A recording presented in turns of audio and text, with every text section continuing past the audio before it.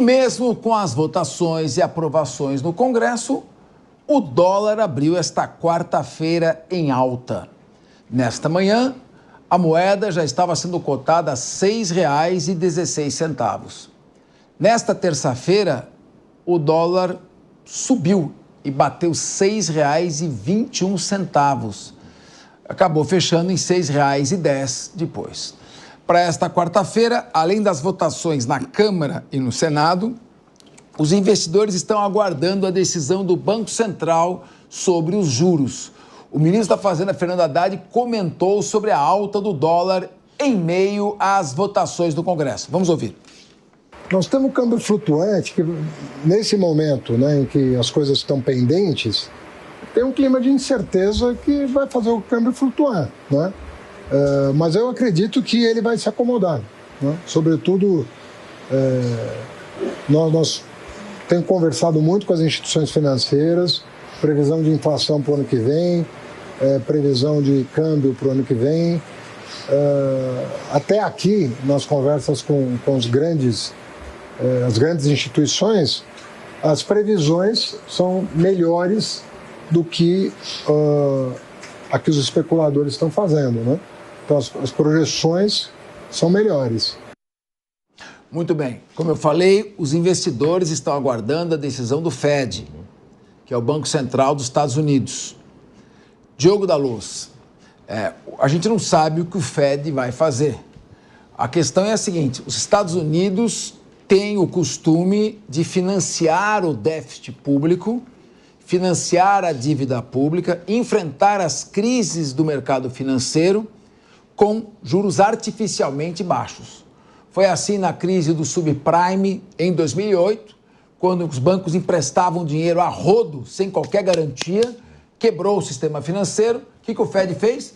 Emprestou dinheiro a juros zero para os bancos. Para quê? Para que os bancos pegassem esse dinheiro e repassassem esses juros baixo ou zero para quem quer investir. Os bancos pegaram a grana e falaram: não vou emprestar para ninguém, eu vou especular, vou comprar as minhas próprias ações, vou comprar bonds americanos, vou investir de novo. Ou seja, não adiantou. E os Estados Unidos têm feito isso rotineiramente. Eles estão com uma dívida que bateu agora, chegou a 36 trilhões de dólares. 36 trilhões, são 150% do PIB americano. E já há sérios riscos de default. A China e o Japão já estão começando a tirar dinheiro do Banco Central americano. Como é que vai ficar, eu queria uma análise sua, a perspectiva para 2025? Porque se nós tivermos uma situação fiscal americana ruindo, risco de default, que é calote, dívida crescendo, postura isolacionista do Donald Trump, enfrentando os outros mercados, colocando o Brasil na mira, como é que o investidor vai poder se projetar? Déficit fiscal aqui, déficit fiscal nos Estados Unidos, enfrentamento com barreiras tarifárias. Qual é a perspectiva para o empresário ano que vem? Como ele tem que se proteger? O que ele deve fazer para se programar para 2025? É muito difícil imaginar o que fazer quando a gente vê que o próprio dólar pode entrar em risco. Porque se o dólar entra em risco, a economia americana como um todo entra. E se a maior economia do mundo entra em risco, como também se a economia da China também entra numa situação de crise muito forte, o mundo sente barbaramente. Quanto maiores as pessoas que estão em dificuldade, mais são os reflexos para todos os lados. Agora, o investidor provavelmente recorreria nessa hora ao dólar e tem recorrido a criptomoedas. O investidor está começando, parte dos investidores, e não estou aqui fazendo recomendação, porque eu não sou economista e não faço recomendação nenhuma, tá? Mas a gente vê que parte dos investidores já está recorrendo à criptomoeda como visão de segurança contra a oscilação das moedas convencionais, tal qual é o dólar. Mas o que tem que fazer um país como o Brasil? Porque nós não vamos mudar o caminho dos Estados Unidos, por mais que nós queiramos. Nós temos que mudar o caminho do Brasil. Se o mundo está passando por um momento de insegurança, ou pode entrar num momento de insegurança, o Brasil, como um país emergente, tem que se mostrar como uma rocha, firme, sólido, mostrando que tem reservas em dólar, reservas em reais, reservas em ouro e que tem propostas de longo prazo, que quem vier aqui terá segurança por muito tempo. Nós vimos durante a pandemia que muitas vezes a China estava com dificuldade de fazer entrega até de máscaras, de equipamentos básicos, que o mundo começou a olhar para o lado e começou a procurar quem mais poderia fazer produtos para abastecer todo mundo. O Brasil, nessa hora, já devia ter começado a mostrar: nós aqui somos estáveis, sólidos, temos água, temos sol, temos população, trabalhadores e temos, só faltou dizer, moeda confiável e regras confiáveis. Porque daí as pessoas viriam para cá sem dúvida alguma. É isso que o Brasil tem que fazer e eu duvido, acho muito mais provável, que digam que a culpa é toda do mercado, a culpa não é do real, a culpa é do dólar. Quer dizer, e não é que nós tratamos mal a nossa moeda, imagina, os especuladores que estão afundando tudo isso. E a Faria Lima também quer mudar tudo. Tanto que o deputado Zeca Dirceu publicou no X que ele abriu um inquérito para investigar a Faria Lima. Eu ainda não entendi muito bem o que seja isso, mas ele escreveu assim no Twitter: um deputado vai investigar a Faria Lima como se fosse responsável pela crise que nós estamos entrando. Não vejo sentido. É verdade que os motoqueiros estão passando por lá direto. Cuidado aí com o vidro, se tiver entre o Shopping Guatemi e o JK, muito cuidado que a Faria Lima tem que ser investigada, está tendo muito assalto por ali. Bom, agora a questão é a seguinte, pessoal. A gente fala alta do dólar. Alta do dólar, a gente está falando de cenários macroeconômicos, né? Guerra da Rússia com a Ucrânia, o Trump já falou que fiquei decepcionado com o Laranjão, falou que não vai tirar o pé, que vai aumentar os investimentos na Ucrânia. Isso aí pode criar um desequilíbrio geral, porque a China vai se alinhar com a Rússia de vez. Nós temos um ano complicado do ponto de vista internacional. O dólar subindo pode ajudar as exportações, mas os juros das dívidas, nossa dívida é quase 60 bilhões de dólares. Mas o que mexe efetivamente com o nosso consumidor? Bom, o prefeito de São Paulo, Ricardo Nunes, afirmou que a alta do dólar pode causar impactos nas tarifas de ônibus. Nunes também diz que o estudo sobre o aumento da tarifa para o ano que vem deve sair até a última semana de dezembro. Ele elencou uma série de fatores que terão influência sobre o novo valor da passagem de ônibus paga pelos paulistanos. Será?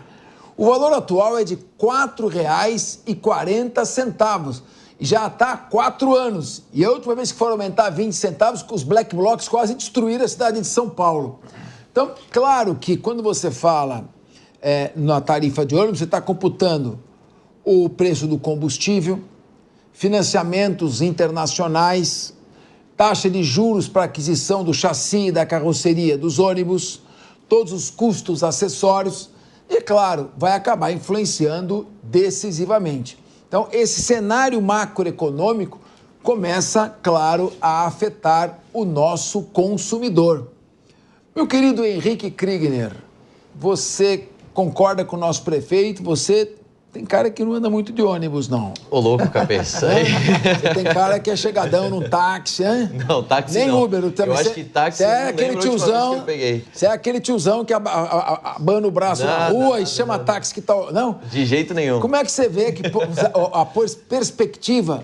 mais custo para o trabalhador, para o deslocamento. Às vezes tem gente que toma 3, 4 conduções num dia. Exato, exato. E você lembrou bem, né? Quando os movimentos anteriores, em que a gente teve uma tentativa aí de aumento da passagem do ônibus, a gente teve uma resposta social muito imediata e muito clara também, né? Vale lembrar todo o movimento aí dos 20 centavos. Não são só apenas 20, não são só 20 centavos, né? Esse era o mote ali daquele movimento, que depois foi tomado aí pelos Black Blocs e enfim, todas essas coisas. Mas, é claro, o aumento do combustível, esses aumentos também nas questões das peças importadas, em todas as questões, isso vai acabar refletindo. O problema é que a gente vem logo depois de um período eleitoral em que o mundo é pintado como se fosse o mundo ali, né, das maravilhas. Então, a gente tem inúmeras promessas de que não, nós vamos segurar, vamos congelar, vamos eliminar como aqui na capital, em que de domingo você já tem aí o passe livre, né, dos ônibus,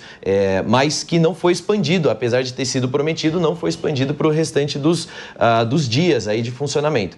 Uma coisa que é uma grande oportunidade agora e que foi muito aventada na campanha eleitoral do ano passado é justamente a implantação dos ônibus elétricos. Existem inúmeras montadoras de ônibus elétricos que já fizeram propostas não só para a cidade de São Paulo, mas para outras cidades de alta relevância também no nosso país, para então, até de uma forma bastante menos custosa para a prefeitura, substituir a frota por ônibus elétricos. E dessa maneira você blindaria aí a população de sofrer um aumento na questão da passagem por oscilações no preço do combustível. Claro que isso é uma realidade que não é fácil de se chegar, especialmente aqui em São Paulo, quando a gente sabe que o setor de transportes é dominado, liderado ali por uma classe bastante perigosa de se lidar. Mas, com um pouquinho de coragem e boa vontade, a gente consegue driblar essa situação.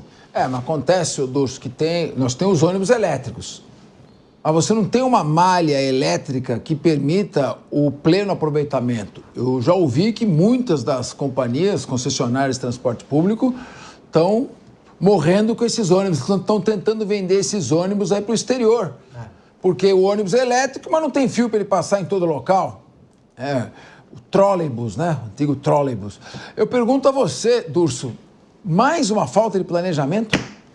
São Paulo não está pronta, né? E para termos esse tipo de utilização vai ter muita coisa ainda para acontecer. Com relação à alta do dólar impactar a sua vida, o prefeito se manifestou. Vou abrir aspas para o prefeito Ricardo Nunes. O que está pegando, além do diesel, é a estimativa da inflação, a economia, a alta do dólar. Tudo isso tem influência tanto no presente como durante o ano de 2025. Então está explicado pelo prefeito.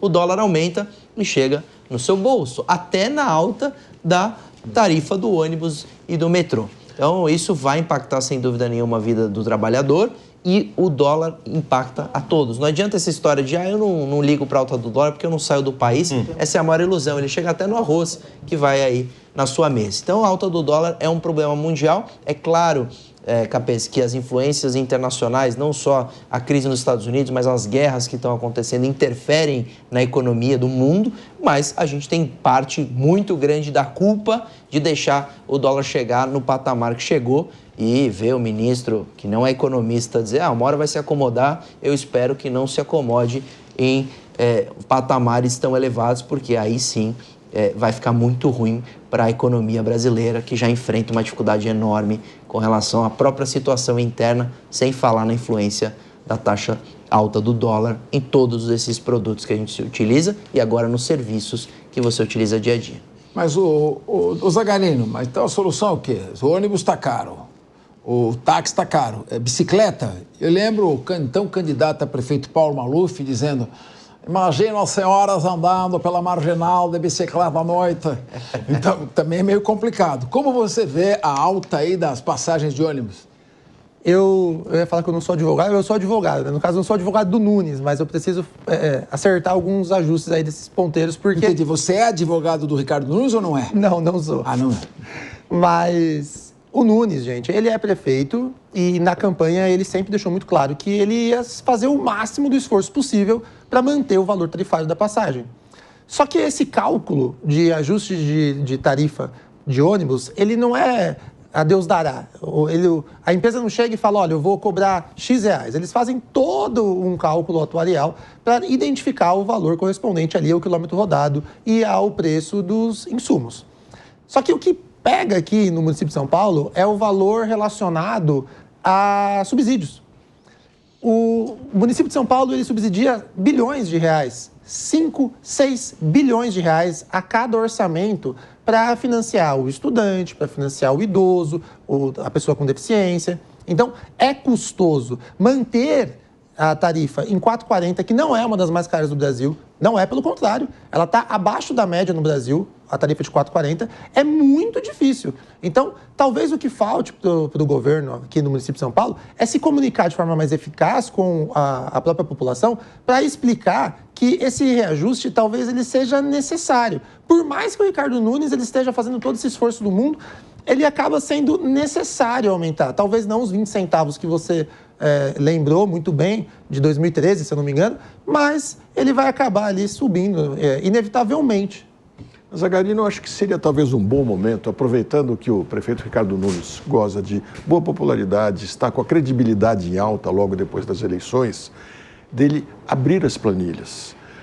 Ele implantou o sistema de ônibus sem cobrança de tarifa aos domingos. Isso teve um impacto considerável na sociedade. Foi isso. Muitas pessoas gostaram muito e eu não ouvi tantas críticas quanto eu imaginava ouvir.